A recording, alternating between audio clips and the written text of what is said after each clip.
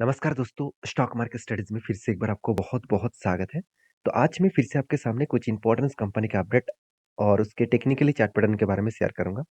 तो वीडियो को पूरा लास्ट तक देखिएगा और अभी तक अपने चैनल को सब्सक्राइब नहीं किया तो ज़रूर कर लीजिएगा। फर्स्ट जो कंपनी है जिसके बारे में चर्चा करूँ, उसका नाम है आर्कॉन इंटरनेशनल लिमिटेड।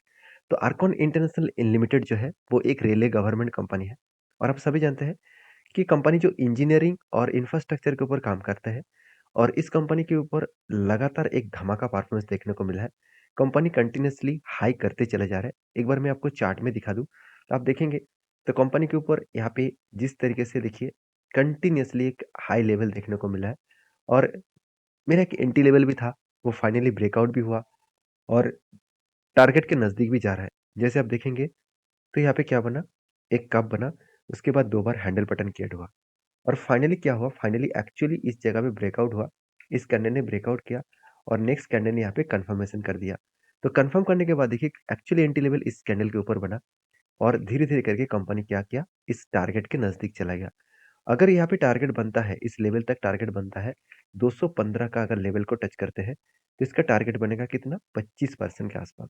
तो 25% के आसपास यहाँ पे टारगेट बनने का चांसेस है।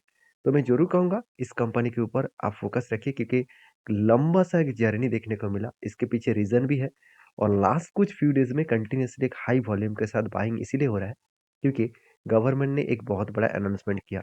देखिए RFC and others railway stock jump up to 19%। तो इतना जंप क्यों हुआ? क्योंकि उसके पीछे रीज़न कौन-सा है कि बजट 2024। तो रेलवे गवर्नमेंट ने क्या किया, एक बहुत बड़ा बजट अनाउंसमेंट करने जा रहा है और वो भी रेलवे के ऊपर क्योंकि रेलवे के ऊपर बहुत बड़ा बजट तब आते हैं जब गवर्नमेंट का इलेक्शन भी देखने को मिलता है। उस टाइम रेलवे का बजट बहुत ज़्यादा देखने को मिलता है और साथ ही साथ बजट भी अच्छा खासा देखने को मिल जाते हैं। तो रेलवे गवर्नमेंट का यही कह मत सॉरी गवर्नमेंट का यही कहना है कि रेलवे को पुश करना होगा। अगर रेल सेक्टर पुश हो, तो इकोनॉमिकली बहुत ज़्यादा तेज़ी से ग्रोथ होगा। क्योंकि देखिए, लोग एक जगह से दूसरे जगह तक जाने के लिए मान के चलिए, आप एक स्टेट से दूसरे स्टेट तक अगर जर्नी करेंगे, तो सबसे अगर अफोर्डेबल कम प्राइस में जो जर्नी होगा, वो रेल के माध्यम से। बाकी आप कोई भी कार से जाएँगे, तो बहुत ज़्यादा पैसा लगेगा। आप फ्लाइट से जाएँगे, वो भी बहुत ज़्यादा पैसा लगेगा और वही अगर रेल से जाएँगे, तो आपको बहुत कम पैसे में अफोर्डेबल जर्नी देखने को मिलेगा। हाँ, बहुत सारे लोग ये भी कमेंट्स करेंगे, "सर, ट्रेन का तो कोई ठिकाना नहीं है, टाइम टू टाइम पहुँचता नहीं है।" तो इस तरीके से सिचुएशन तो हमेशा आपको देखने को मिलेगा क्योंकि हर चीज़ सही में नहीं होगा। आपको क्या लग रहा होगा फ्लाइट टाइम टू टाइम पहुँच जाता है? अगर आप कार में जाएँगे एक जगह से दूसरे जगह, तो क्या टाइम टू टाइम पहुँचेंगे? दिल्ली से कार से अगर मुंबई तक जाएँगे, क्या टाइम टू टाइम पहुँचेंगे? बिल्कुल नहीं, क्योंकि बीच में रास्ते में बहुत सारा ट्रैफ़िक होगा, बहुत सारा सिचुएशन आएगा। तो मेरे कहने का मतलब है कि गवर्नमेंट जब रेलवे को कंपनीज़ को पुश करे, तो सारे कंपनी का ग्रोथ होने का चांसेस देखने को मिल जाएगा। और लास्ट 2 इयर्स से रेलवे गवर्नमेंट के लगातार एक ग्रोथेबल सिचुएशन देखने को मिली। अगर मैं इसको कोविड के सिचुएशन से दिखा दूँ, तो कोविड के टाइम में इस कंपनी का प्राइस कहाँ पे था? इस कंपनी का प्राइस आप देखेंगे तो सिर्फ़ के सिर्फ़ ₹30 थे। सिर्फ़ के सिर्फ़ कितना? ₹30 और आज कितना? 200 के ऊपर चल रहा है। तो ₹30 से 200 तक मतलब जो जर्नी कंपनी ने किया ऑलमोस्ट मैं बोल सकता हूँ 600% के आस-पास रिटर्न दिया। 600% का मतलब होता है 6 times. 6 times company return generate करके दिया। तो एक अलग लेवल का जर्नी देखने को मिला। ऐसे नहीं कि सर कंपनी भागते रहते हैं, मतलब कंपनी कंटीन्यूअसली भाग रहा है। बीच में कोई मतलब कंपनी का परफॉर्मेंस अच्छा नहीं है, ऐसे बिल्कुल नहीं है। कंपनी का परफॉर्मेंस भी अच्छा है। अगर देखेंगे तो डेप्थ कम है। कंपनी के आरओसी, आरओई आपको बेस्ट देखने को मिलेगा, एवरेज के ऊपर है और कंपनी का पी रेशियो भी सस्ते में है। हमेशा गवर्नमेंट कंपनी का पी रेशियो सस्ता ही होता है और कंपनी के प्रोमोटर के पास अच्छा खासा होल्डिंग देखने को मिला। क्वार्टरली रिजल्ट के बारे में बात करूँ तो सेल्स में कोई भी कमियाँ नहीं है। सॉरी क्वार्टरली में रिजल्ट दिखा दूँ, सेल्स में कोई भी कमियाँ देखने को नहीं मिलेगा। कंटिन्यूअसली सेल्स को कंपनी बढ़ाते चले गए, आगे बढ़ाया। उसके साथ-साथ एक्सपेंस को कंपनी मेंटेन्स किए। उस बेसिस में नेट प्रॉफिट 84 करोड़, 126 करोड़, 174 करोड़, 250 करोड़। तो एक अलग लेवल का प्रॉफिटेबिलिटी ग्रोथ देखने को मिले। तो एक बिग पॉजिटिव पॉइंट है इस कंपनी के ऊपर, तो मैं ज़रूर इसके ऊपर आपको फोकस रखने के लिए कहूँगा। तो एज़ अ इन्वेस्टर, प्रोमोटर से लेकर एफआईडीएस पब्लिक हर किसी के पास आपको इन्वेस्टमेंट दिखेगा। हाँ, आप कह सकते हैं कि सर इंस्टीट्यूशन के पास तो होल्डिंग नहीं है। हाँ, इंस्टीट्यूशन होल्डिंग गवर्नमेंट कंपनी के ऊपर बहुत कम लेवल में करता है। हाँ, अगर वो large cap blue chip type company होता, तो गवर्नमेंट कंपनी के ऊपर इंस्टीट्यूशन बाय करता।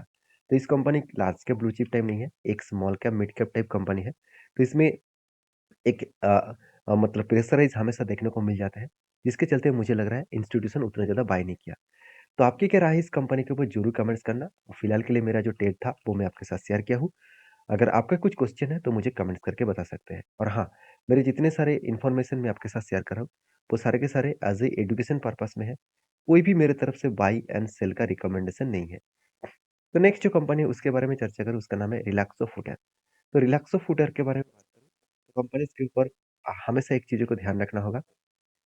रिलैक्सो फुटवेयर जो है वो देखा जाए तो इंडिया के सेकंड लार्जेस्ट फुटवेयर इंडस्ट्रीज़ है और लेदर इंडस्ट्रीज़ में कंपनी का नाम सेकंड पोज़ीशन में देखने को मिलेगा।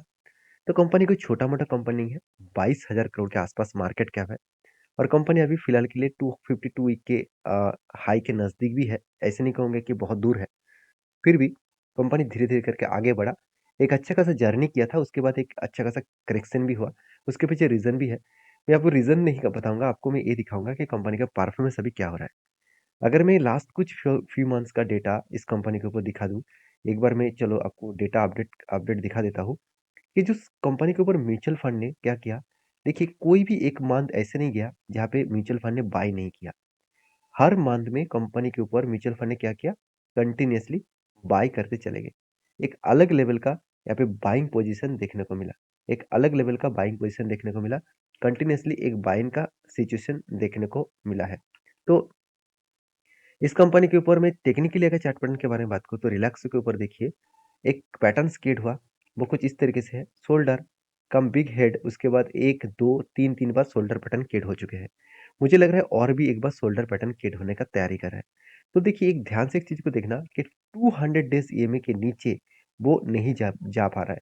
जब भी 200 डेज़ को टच किया, तभी वो ऊपर साइड में ट्रेड किया।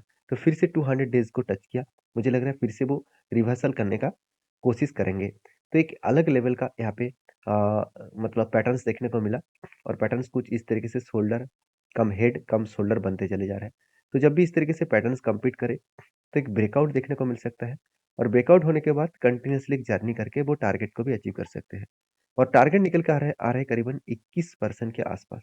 तो मेरे हिसाब से इस तरीके से पैटर्न्स को आपको फॉलो अप करना होगा और अभी तक कोई भी एंटी नहीं बना। जब एंटी बनेगा मैं आपके साथ ज़रूर शेयर करूँगा। और रिलैक्सो के ऊपर इस तरीके से एंट्री बनने के पीछे कारण यही है कि कंपनी का सेल्स लगातार इंक्रीजिंग मूवमेंट में देखने को मिला और एक्सपेंस को कंट्रोल करने के बाद कंपनी का जो नेट प्रॉफिट है इस बार डबल के आसपास नेट प्रॉफिट बढ़ता हुआ देखने को मिले। तो जब प्रॉफिट का ग्रोथ हो रहा है तो कुछ ना कुछ तो बड़ा होने का चांसेस है। उसके साथ साथ अगर बैलेंस शीट को देखेंगे तो रिजर्व लगातार बढ़ता हुआ देखने को मिले और बोरिंग्स कंपनी के ऊपर एक ही रेंज के ऊपर हुआ। इस बार थोड़ा सा बोरिंग्स कंपनी कर्जा ज़्यादा लिया और कंपनी के ऊपर एज ए इन्वेस्टर प्रोमोटर से लेकर सॉरी एज ए इन्वेस्टमेंट के बारे में बात करूँ तो कंपनी 128 करोड़ के आसपास इन्वेस्टमेंट किया और खुद के बिजनेस के ऊपर 63 करोड़ के आसपास खुद के प्रोसेसिंग में प्रोडक्शन प्रोसेसिंग में पैसा लगा चुके हैं। तो एज ए इन्वेस्टर प्रोमोटर से लेकर एफएसडीएस पब्लिक हर किसी के पास इन्वेस्टमेंट आपको देखने को मिल जाएगा। इंस्टीट्यूशन ने धीरे धीरे करके होल्डिंग बढ़ाया और एफएस और डीएस दोनों ने ही होल्डिंग को इंक्रीज किए और पब्लिक के पास भी अच्छा खासा होल्डिंग्स देखने को मिला। अभी इस कंपनी के ऊपर आपकी क्या राय है? ज़रूर मुझे कमेंट्स करके बताना। नेक्स्ट जो कंपनी है उसके बारे में चर्चा करूँ, उसका नाम है बर्जर पेंट।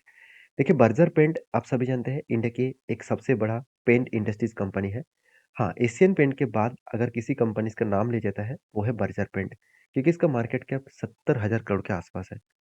तो कंपनीज़ के ऊपर सबसे पहले मैं चार्ट पैटर्न आपको दिखाऊँगा। देखिए एक पैटर्न से यहाँ पे क्रिएट हुआ था, वो पैटर्न कुछ इस तरीके से बना। एक बड़ा-सा क्या बना, कप बना। उसके बाद 1 बार, 2 बार, 3 बार यहाँ पे क्या बना, हैंडल पैटर्न क्रिएट हुआ। तो कप विद हैंडल पैटर्न्स बनने के बाद फाइनली यहाँ पे ब्रेकआउट हुआ था और ब्रेकआउट कन्फर्मेशन भी हुआ था। और जिस तरीके से तेज़ी से ऊपर जा रहा था, मुझे लग रहा था कि यहाँ पे टारगेट अचीव करेगा। तो टारगेट के नज़दीक में जाने के बाद ही कंपनी के ऊपर क्या हुआ, एक बिग क्रैश और करेक्शन देखने को मिला। और मेरे हिसाब से जिस तरीके से यहाँ पे करेक्शन देखने को मिला है, वो धीरे-धीरे करके फिर से वो टारगेट तक जाने के लिए कोशिश करेंगे। क्योंकि यहाँ पे एक स्ट्रांगली उसको सपोर्ट मिला, इस सपोर्ट को वो रिटेस्ट किया, उसके बाद धीरे-धीरे करके वो आगे बढ़ने का कोशिश कर रहा है। और यहाँ तक अगर अचीव हुए, तो 706 लेवल तक जाने का कोशिश करेंगे। जो टारगेट निकल के आ रहा है करीबन 23% के आसपास। तो इस कंपनी के ऊपर आपका क्या डिसीजन है ज़रूर मुझे कमेंट्स करके बताना, क्योंकि म्यूचुअल फंड इस बार कंपनी के ऊपर धमाका बाइंग किए। दिसंबर मंथ में म्यूचुअल फंड ने इस कंपनी के ऊपर बेस्ट बाइंग यहाँ पे किया है। तो नेक्स्ट जो कंपनी उसके बारे में चर्चा करूँ उसका नाम है एमके एक्सिम लिमिटेड। तो इस कंपनी के बारे में सबसे बड़ी बात क्या है, कंपनी का डिविडेंड, सॉरी कंपनी का बोनस। कंपनी 17 तारीख को मतलब पिछले दिनों में कंपनी हर 2 के बदले 1 शेयर बोनस दे चुके हैं। तो जितने सारे लोगों को बोनस नहीं मिला और बोनस मिला, मुझे ज़रूर कमेंट्स करके बता सकते हैं। तो ये था कुछ कंपनीज़ का अपडेट। वीडियो में अगर जानकारी अच्छा मिले तो प्लीज़ लाइक करना, दोस्तों के साथ भी शेयर करना और चैनल को भी सब्सक्राइब करना। मिलते हैं नेक्स्ट वीडियो में, तब तक के लिए धन्यवाद।